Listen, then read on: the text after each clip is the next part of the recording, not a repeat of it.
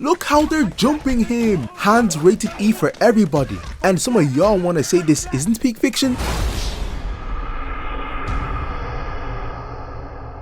I think Jungle Fury is one of, if not the most universally adored Power Rangers series. Like, everybody loves it, which is crazy considering how divided the Power Ranger community can be. We got Mighty Morphin fans pulling their hips trying to convince us that Power Rangers was better back in the day. Samurai propagandists preaching the gospel of Jade and Sheba, and that's one Operation Overdrive defender begging to get the show more love. But when we hear this theme song, we cast our differences aside and tune in for a great time. And what a time we had with Jungle Fury. There are so many awesome things to say about the show, from the costume design to the action sequences, like built-in jetpacks are crazy, to the unique yet very impractical morphers.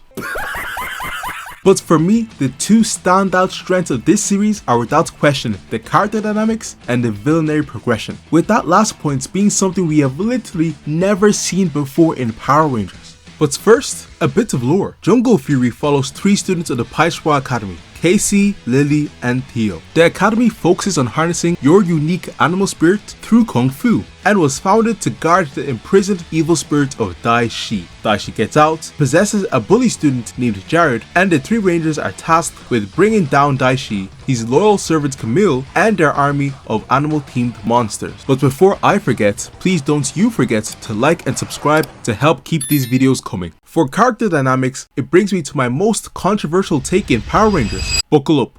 3 squad starter Power Rangers are better than 5 squad starter Power Rangers, at least in terms of characterization. The reason I give is simple: less characters allows the show to focus a lot more on the characters they do have. Stay with me now. Think of Dino Thunder, Ninja Storm, RPM, Shane, Dustin, Tori, Connor, Ethan, Kira, Scott, Flynn, Summer. I say these names and you instantly recall the personalities, tastes, and dislikes of these people. Summer, ex-rich kid turned kind-hearted hero. Dustin, an aloof dirt bike rider. Connor, arrogant jock. Yet if I pick this person, what comes to your mind? Or this person? Or this person? The exercise becomes a little bit harder. That's not to say 5 starter Rangers can't work. Look at SPD, Time Force for example. It's just easier to start with 3, and Jungle Fury is a perfect example of this. We got our rule stickler in Theo, a literal ray of sunshine in Lily, and insecure but doused in potential Casey. Capped off with their wise, Zaza loving, shaggy dupe of a mentor, RJ. All foundational archetypes you can build on in interesting ways. But the cool thing about Jungle Fury isn't just they got cool characters, but they make them interact in ways that push the narrative forward. I think of Theo getting jealous that Casey is encroaching on his friendship with Lily, and it's up to Lily to teach the boys how to dance and that they're all a team and need to work as one. I think of RJ becoming depressed that Casey is looking toward his estranged father for a new master, but through it leads to RJ and his dad realizing they still love each other and Casey getting stronger with a new fighting style. I think of Casey abdicating his responsibilities as group leader, that blowing up in everyone's face and everyone agreeing it's best when Casey's in charge. A fact that is then undermined when RJ becomes a Ranger, causing Theo and Lily to turn to him as the new leader, slighting Casey. This trend of interweaving characterizations continues even when the final Ranger is added, Dom, whose carefree, happy-go-lucky attitude seems to rub everyone off the wrong way, especially Theo. I mean, this is Theo's reaction to Dom's hiding place for a mythical world-saving dagger. New rule. You are not allowed to touch the dagger. Period. Theo. The result of building characterization like this is that the cast becomes more believable and enjoyable. Hence, plots involving these people can be better built upon. One example being Theo accepting he has deeper feelings for Lily, and through the series gaining the courage to tell her this. What would you say if sometime we turn that appointment into a date? I'd say, what took you so long?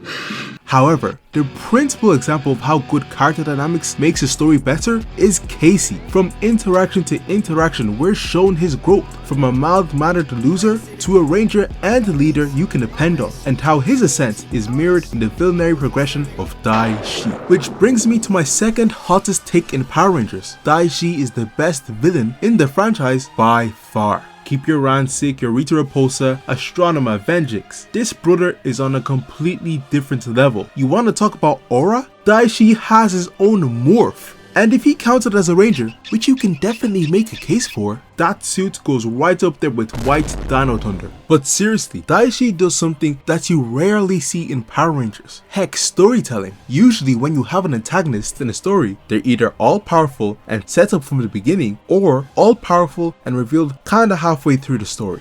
Jungle Fury subverts this by making Daishi relative to the Rangers from the very beginning. And like the Rangers, he's made to grow, but as a villain. And the ramifications of this are crazy. Because if Daishi is not all powerful, that means he needs to train, which means he needs a master, resulting in us getting a crazy montage of Daishi's mentor going into Jared's memories and at pivotal points of his life, forcing Jared to make the immoral choice so that Jared becomes a better vessel for Daishi's evil. And if Daishi is not all powerful, that means other guys think they're stronger and will try and take Daishi out to become the new king, which leads to multiple insane villain on villain fights. So when Casey's growth, prompted by good character dynamics, meets Daishi's villainary progression, you get some of the most potent character-driven fight scenes in Power Rangers. The epitome of this is when Casey single-handedly charges into Daishi's lair to rescue Jared from Daishi's control, aura farming every step of the way. Knowing your arch enemy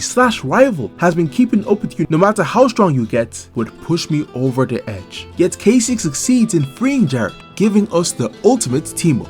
But the funny thing is, it's not all Daishi. Jared the human is a huge part of why Daishi is such a great villain. Cause we see Jared's humanity seep out to Daishi in how he treats Camille, his servant / Lil Shadi. I mean, when Daishi got the ultimate Zenkai boost, becoming Phantom King Daishi, his first decree was to make Camille a general and give her the same power boost. That's like winning $1 million and instantly giving your girl 400 bands. Can't say I don't understand it though. Like I said at the beginning, I could talk forever about Jungle Fury. I didn't even mention Casey's other rival, the foe turned friend in Weiger, or the heart of the show, Fran, or the fact Jungle Fury had its own ring announcer. But it just goes to show that Jungle Fury deserves its spot as one of the most loved entries in Power Rangers. Like and subscribe, bye.